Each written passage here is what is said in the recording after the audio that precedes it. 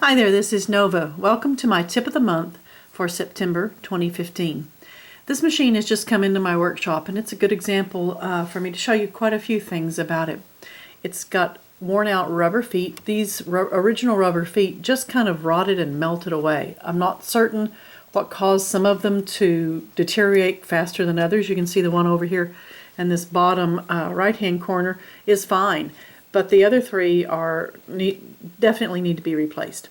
This is a part that I carry. These are referred to as machine bed cushions, and they are available on my website.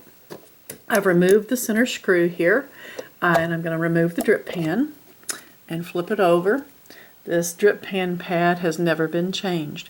I like to replace my drip pan pads about once every 5 years.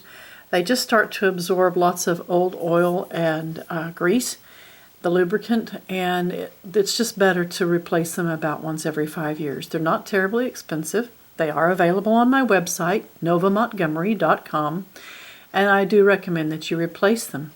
You're probably going to have to soak this in kerosene to get this thing to come off, and then clean it very well and put a few dots of rubber cement down to stick the new drip pan pad down. The new drip pan pad would not have to be stuck down. I like to stick mine down with rubber cement so I can remove it in about 5 years. But I like to stick it down so that it doesn't flop up. The machines are portable. I don't want it to flop and get caught in the gears. Now let's look at the machine once we've got the drip pan off and take a look at what we've got going on here. The thing that I really wanted to zero in on today and talk to you about, I've had several phone calls and a couple of emails, and we've talked about this before, but if I'm getting questions about it, it's worth noting again.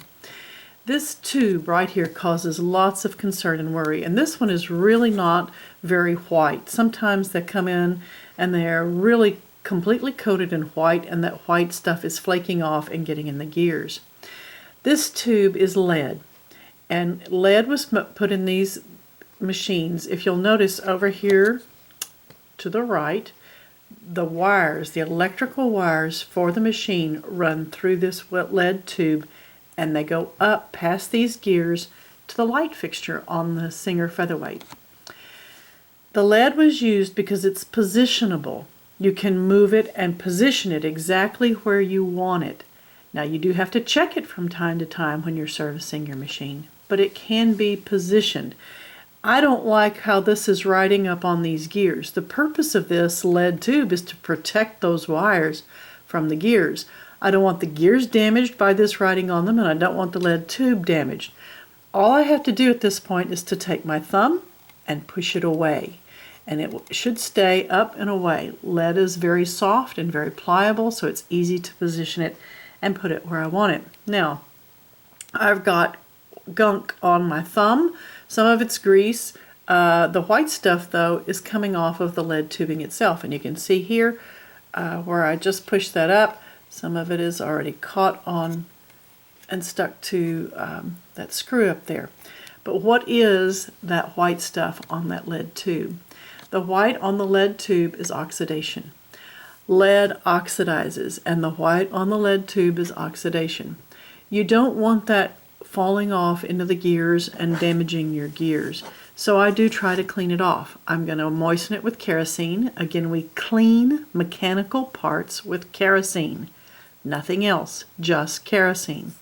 And I'm going to use a syringe and put the kerosene in the syringe. And again, the syringes are available on my website, novamontgomery.com. And I'm going to get that nice and moist and clean all that oxidation off. One of the things that I like to use when I'm working on removing old oxidation is just an old toothbrush, and just get in there and scrub it all off. Now, the last thing that I want to talk to you about today is all of this nasty old lubricant on these gears. That all needs to be removed.